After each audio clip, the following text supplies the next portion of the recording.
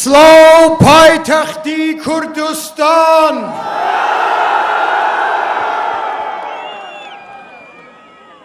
سڵاو شاری قەڵا و منارە ئەو منارە سڵاو هەولێری پیرۆز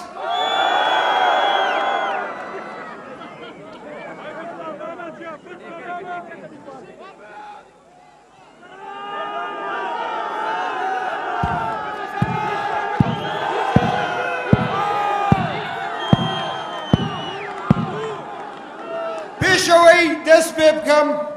زەڕوورە غەڵەتێک ڕاست کەمەوە هەڤاڵانی هەولێر قەڵای هەولێر سەوزە سوور نییە و قەت سوور نابێت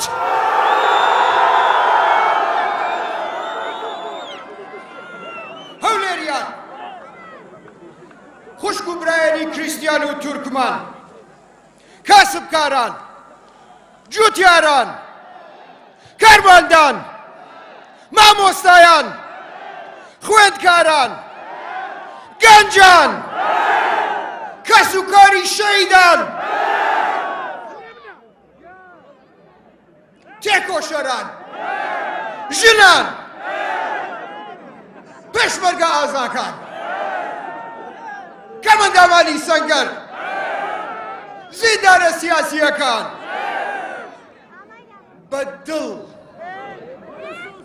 بەدڵ و بەڕۆح سڵاو لە هەر هەمووتان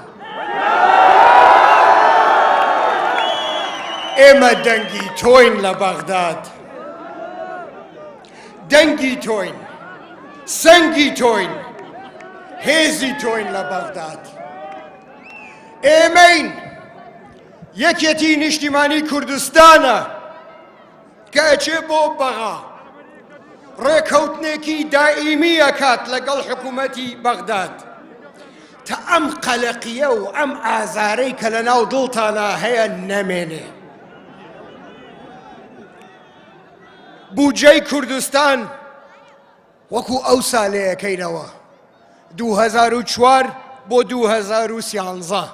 ئەوسا چۆن بوو ئەمڕۆ ئەبێ وابێ ئەگەر باشتر نەبێ ئێمە ئەچین لە بەغداد پرۆژەی گەورە گەورەیەنین بۆ کوردستان بەڵام یەکێتیانە لە زاخۆوە تا هەڵەبجە هەموو کوردستان بە یەک چاو سەیرەکەین ئێمە نەوت و غاز و دیزڵ بە سعرێکی مەعقولە بێت بۆ کوردستان تا هەواکەی ئێوە پاک بێتەوە تا بتوانن هەناسە بکێشن ئەو هەموو پاڵاوگە نایاساییانە با بڵێن علوجانە کە خۆتان دەزانن ساحیبەکانی کێن ئەبێ ڕزگارتان کەین لەو دوو کەڵە بۆگانە بازرگان دوکانداران هەموو ئەوانەی بازاڕی هەولێر پەیامێکمان هەیە هی تایبەت بۆ ئێوە ئێوە خوێنی ئابووری کوردستانن خوێنی ئابووری هەولێرن ئەو ژن و پیاوانەی کە بەیانی زوو دوکانەکانیان ئەکەنەوە شەو درەنگ دایەخەن ئەمانن کە زیاترین عەزیەتیان بینیوە عەزیەتیان بینیوە لەبەر ئەم وەزعە ناتەندروستەی کە هەیە لە بەینی حکوومەتی هەرێم و بەغداد ئابووری کوردستان عەزیەت دراوە گیرفانی ئێوە عەزیەت دراوە دڵی ئێوە بزنسی ئێوە عەزیەت دراوە کەچی لە عەینی کاتە خەڵکی تر هەیە لە عەینی شاری هەولێر ئەژی نەوەکو مەلیک وەکو فرعون بەس نییە ئەوە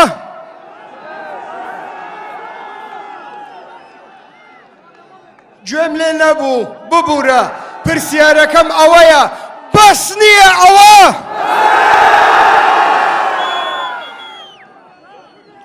ئەزانم دەنگ بە ئێمە ئەدەن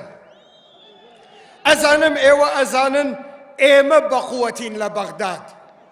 ئێمە کوردستان جوانەکەینەوە ئێمە دیفاعەکەین لە هەرێم ئەو جسرانەی کە سووتاندوویانە لە بینی ئێرە و عێراقا ئێمە زیندوویەکەینەوە چاکیەکەینەوە ئیستیقرارەگرینەوە بۆ کوردستان تا دوکانەکانتان گەشە بکەن بازاڕەکانتان گەورە بن ژیانتان باش بێت و زگتان پڕ بێت کە بەغداد و حکوومەتی هەرێم بەیەکەوە ئیشەکەن چەند ژیان خۆشتر بوو ئەو ساڵە زێڕینیانەی جەنابی مام جەلالتان لەبیرە چۆنە ژیان ئێوە ئێستا سەیری هەولێرکەن وەکو پێویستە تیجارەت زیندووەکەینەوە لە بینی هەولێر و هەموو عێراق ئەو هەموو پارەیە هەیە با بێن لێرە خەرجیکەن هەلیکار دروست دەکەین دیفاعەکەین لە جوتیارەکانمان گارنتیانە بێ بینێ کە ئەوەی کە هەیەە لە وەختی خۆیە فرۆشرێت بە سعرێکی معقول لە 2014ەوە تەعینات نییە ببوورە لە 2014ەوە تەعینات بۆ خەڵکی هەولێر نییە بۆ ئەوانەی نزیک فڕعونەکان تەعینات قەت نەوەستەوە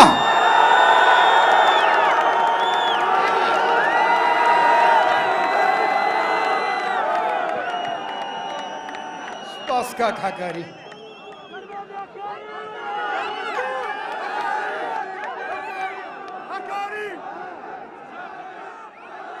گوێم لێ نییە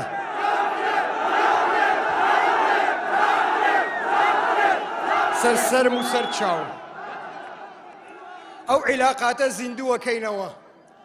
هی ئەو ساڵانەی کە کوردستان گەشەی کرد ئەو عیلاقەی کە مام جەلال جەنابی کاکۆسرەت و تێکۆشەرەکانی یەکێتی نیشتیمانی کوردستان دروستیان کرد کریستیانەکانی سنووری هەولێر شلامەڵۆخ خوشک و برایەنی کریستیان بەڵێ بەڵێ ئیمڕۆ ڕەنگە تۆزێک تۆند قسە بکەم بەڵێ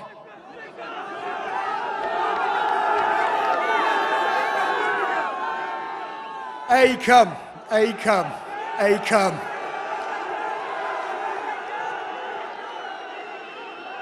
خوشک و برایە کریستیانەکانمان ئێوە بەشێکی ئەساسین لە کوردستان بەشێکن لە ڕۆحی کوردستان لە دڵی کوردستان ئێمە مەحامی ئێوە ئەبین ئێمە دیفاع لە ئێوە ئەکەین ئێمە هاوپەیمانی ئێوە ئەبین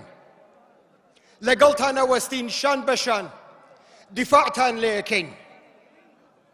دیفاعەکەین لە خۆتان لە دینتان لە زمانتان و لە عەرزتان ئەو عەرزە پیرۆزانە کە دزراوە لێتان و خۆتان باش دەزانن کێ دزی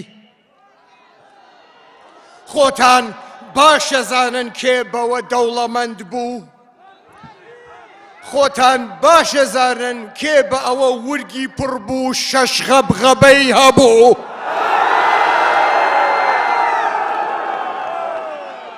شەڕەکەین شان بەشانتان تا وەک پێویست ئێوە حەق و حقوقی خۆتان وەربگرن بۆ هەموو سەنتیمەترێکی عەرز کە لە ئێوە دزراوە ئەمە نە لە بەغداد وعد بێ ئەیکەینە کێشەیەکی نیو دەوڵەتی و لە ئەمریکاوە دەست پێەکەین خوشک و برایەنی تورکمان تورکمانە عەزیزەکان ئێوە ڕەسەنن ئێوە خەڵکی هەولێرن ئێوە خەڵکی کوردستانن سەدان ساڵە ئێوە لێرە ئەژین ڕۆحمان وەکو یەکە پرسیارێکتان لێ یەکەم کوا حەق و حقوقتان کوا حەقی خۆتان لە سیاسەتە کوا حەقی خۆتان لە کەڵتورە لە زمانە کوا نوێنەرە ڕاستیەکانتان بۆ نابێ تورکمان نوێنەرایەتی خۆی بکات بۆ نابێ من ئەلێرە وەعدتانە دەمێ ئەبێت ئێمە دیفاعەکەین لە سیاسەتتان لە کولتورتان لە زمانتان بەخوای گەورە چۆن دیفاعەکەین لە کورد لە حەق حقوقی کورد دیفاعەکەین لە ئێوە و لە حەق حقوقی ئێوەش دیفاعێکی ڕاستەقینە بە سیاسەت بە قسە پێویست بکە بە هێز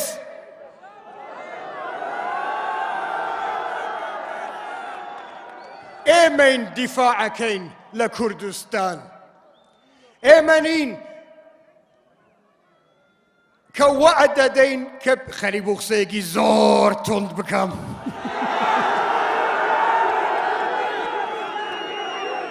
گرتم نانا ئەوەیان ناوترێ ئەوەیان وەڵا حوشترێکی تیا بوو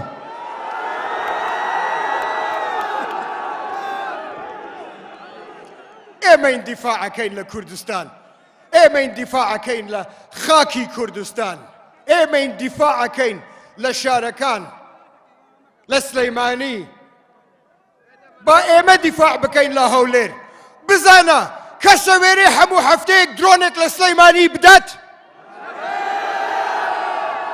قسە زلەکانیان ئێمە واکەین و ئێمە واکەین نەکبەت تۆ جارێ دیفاع لە خۆتان بکەن هەموو ڕۆژێک درۆنێکە کێشین بەسەرتانە ئەوسا وەرە فشە بۆ من بکە ئێمە دیفاعەکەین لە هەولێر هەولێر سەوزە هەر سەوزە بێت هەولێر پایتەختی کوردستانە و بە شتێکتان پێ بڵێم شتێکتان پێڵێم کە پێم وایە نەیارەکانمان زۆر پێیان خۆشە بێت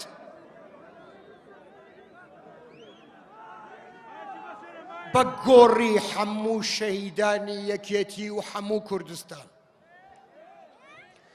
بە گۆڕی ئاکام بە لا ئیلاهە ئیلا الله قەت هەولێر بەجێ نایەڵین ئەوە دوو ئینتیخاباتە نزیکترین کەسی خۆم بۆ لای ئێوە ئەنێرم کاک دەرباز و کاک قوبات هەروە ئەبێت بەڵام ئەخبارێکی ترم هەیە بۆتان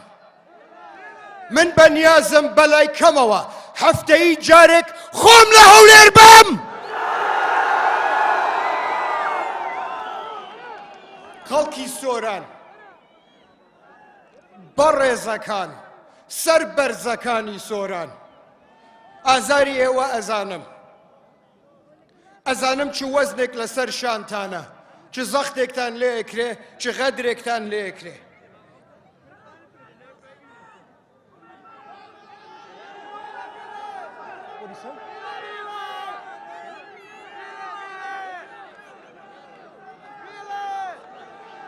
ئەوە زۆر بچووکە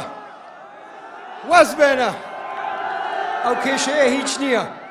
ئێمە شتی زۆر گەورەتر عیلاجەکەین ئەمڕۆ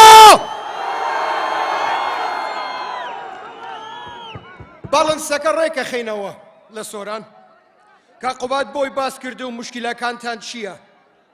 چ زەختێکتان لەسەرە هەمومان باشە زانین چۆن چەند ساڵە دیفاعتان کردووە لە یەکێتی نیشتیمانی کوردستان و لەگەڵ یەکێتی نیشتیمانی کوردستان وەستاون هەم لەبەر ئەو وەفایە و لەبەر کەڵتوری یەکێتی نیشتیمانی کوردستان وعد بێت تا ڕۆژی قیامەت لەگەڵتانە وەستین ئەوەی کە پێمانەکرێت بۆ مەنتیقەی جەنابتان بۆتانەکەین هەوڵە دەین بۆ هەلی کار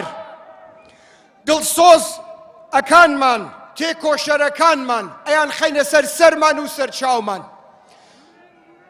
بەقەرەوە مهم ئیتر غەدر لە کەس قبول ناکەین هەموو کەسێکی ئەو مەنتیقەیە بە یەک چاو سەیرەکەین وەکو حزبی تر نین ئێمە کە شەڕەکەین بۆ کورد، شەڕەکەین بۆ هەموو کوردێک، شەڕەکەین بۆ هەموو هاوڵاتیەک، شەڕ ناکەین بۆ گیرفانەکانی خۆمان. بۆ کابینەمان نییە، بۆ حکوومەتی تازە نییە، لەبەر ئێوە قەت ناچینە ناو سیستمێک کە جیاوازی بکاتە ناو خەڵکەکانمان، قەت ناچینە ناو سیستمێک کە حکوومەتی هاوڵاتی نەبێت، کە وەک پێویست خزمەتتان نەکات، کە نەیەوێ کەرامەتتان بپارێزێ. بۆ ئێمە بچینە ناو پرۆسەیەکی وا، بۆ ئێمە بەشدار بین لە حکوومەتێکی وا. ئەلێرە لە پایتەختی کوردستان پرسیارێک ئەەکەم، وەعد بێ بە قسەی ئێوە ئەەکەم، بچینە ناو حکوومەتێکی وا یان بچینە ناو حکوومەتێکی تر، حکوومەتێک کە خزمەتی هەموو کوردستان بکات، حکوومەتێک کە ڕێز لە ئێوە بگرێت، ئەمنیەتتان بپارێزێت و کەرامەتتان بپارێزێت. بچینە ئەو حکوومەتە. ئەوە ڕێفراندۆمێکمان کرد، وتیان نا.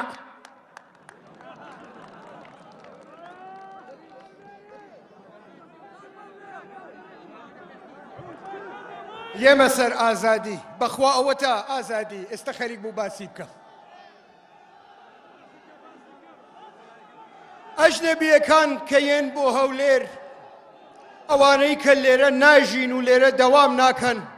زۆر دڵیان خۆشە بە هەولێر. برادران، ئەو بینا بەرزانە ئەبینن، ئەڵێن هەولێر زۆر پێشکەوتووە، وایە بیناکانمان بەرزە، جادەکانمان پانە، هیچ معنای نییە و قیمەتی نییە ئەگەر خەڵکی هەولێر ئازاد نەبن. جادەی پانتان بۆ چییە ئەگەر بخنکێنرێن هەموو ڕۆژێک؟ قەسرێکتان بۆ چییە ئەگەر کەس نەتوانێت قسە بکات لە ترسی ئەوەی زمانی ئەبڕێت؟ هۆڵێکی گەورەمان بۆ چییە ئەگەر ئاکتیڤیستێکی بەسیط نەتوانێت بە دزێک بڵێت دز؟ بە وسکوتی قسە مەکەن، هاوار بکەن، پشتان ڕێک بێت، سەرتان بەرز بێت، داوای حەق و حقوقی خۆتان بکەن، چونکە ئێوە یەکێتین، چونکە ئێوە کوردن، ئێوە لە کەس ناترسن، خەڵک لە ئێوە ئەترسێت.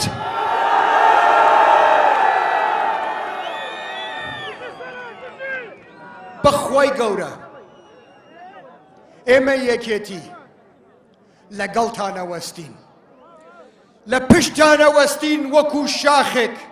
لە پشتانە وەستین وەکو سەفین. ئەیان ئێوێ بتان ترسێنن، زەختان لێ بکەن،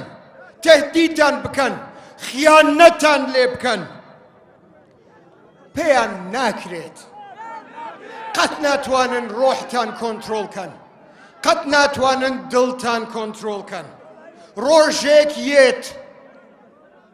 حەزەکەم پێتان بڵێم، ڕۆژێک یێت ئەو ئاگرە سەوزەی لە ناو دڵی ئێوە ئەسووتێت، هەموو غەدرەکانیان و قەسرەکانیان ئەسووتێنێ. ئەو ڕۆژەش هاتووە، یانزەیە. خەڵکی هەولێر، هەموو خەڵکی هەولێر لەو ڕۆژی دەنگدانە وەکو تۆفانێکی سەوز ئەزانم، دڵنیام هەموو سندوقەکان سەوزەکەنەوە. بە لا ئیلاهە ئیلا الله وەعتانە دەینێ، لەگەڵتانە وەستین، شەڕەکەین بۆ خەڵکی هەموو کوردستان، شەڕەکەین بۆ ڕێکەوتنێکی دائیمی و واقعی لەگەڵ بەغداد، شەڕەکەین بۆ مەعاشەکانتان، شەڕەکەین بۆ کەرامەتتان.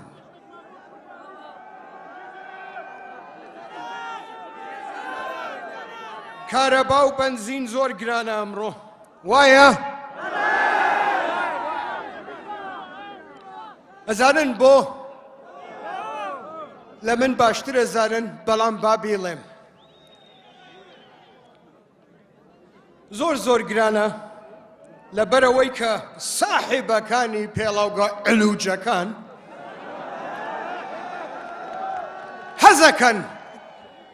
حەزەکەن وابێ بۆ چونکەن لەو کاتە گیرفانیان پڕە بێ ورگیان زلترە بێ بەشکەم 6 غەبغەبەکە ببێ بە 8 غەبغەبە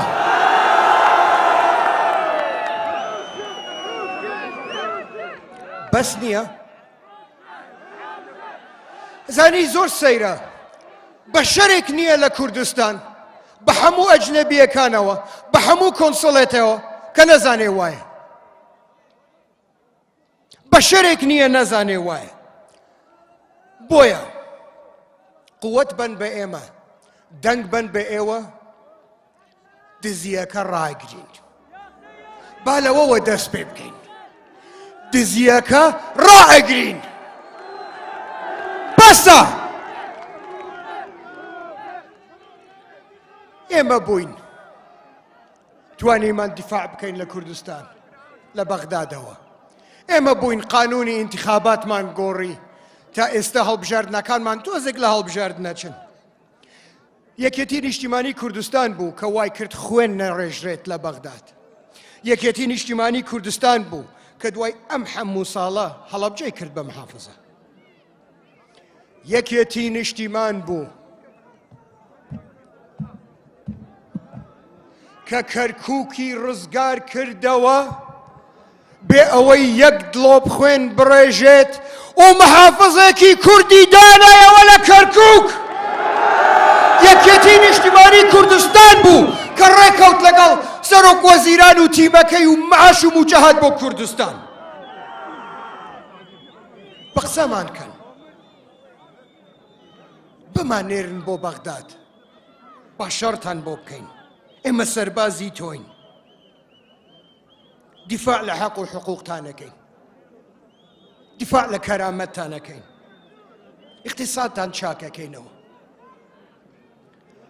هەر بە ئێمە ئەکرێت برادران هەر یەکێتی نیشتیمانی کوردستانە کە قووەتی کاکۆسرەتی هەیە کە سیاسەت و دیپلۆماسی مام جەلالی هەیە کە هێزی تۆیە لە بەغداد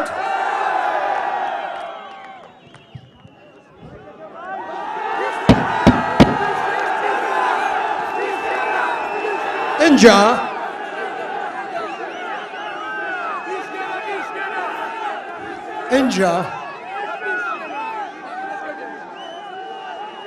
ئێرەی بە جددی وەرگن ئەزانم دڵتان خۆشە ئەزانم خوێنتان سەوزە ئەزانم گەشت بینن کافی نییە ئەوەی ئەی ناسن کورد بێت تورک بێت تورکمان بێت عەرەب بێت کێ هەیە لەم وڵاتەکە بۆی هەیە دەنگ بدات بڕۆن قسەی لەگەڵکەن پێی بڵێن پیشانی بن جیاوازی یەکێتی نیشتیمانی کوردستان و هێزەکان و حیزبەکانی تر چییە بیهێنەرە بیریان کە هەر ئێمەین هەر یەکێتی نیشتیمانی کوردستانە هەر یەکێتی نیشتیمانی مام جەلالە هەر یەکێتی نیشتیمانی کاکۆسرەتە و ئەو تێکۆشەرانەیە کە ئێم وڵاتەیان ڕزگار کرد لەو دیکتاتۆرە بۆگەنە هەر ئێمەین کە ئەتوانین کوردستان چاکەینەوە هەر ئێمەین کە کوردستان بۆ پێشەوە ئەبەین هەر ئێمەین کە دەستی دزەکان ئەتوانین ببڕین هەر ئێمەین کە ئەتوانین بە هێز و بە دیپلۆماسی دیفاع لە کوردستان بکەین بڕۆن سندوقەکان سەوز بکەن ئەڵێم بڕۆن سندوقەکان سەوز بکەن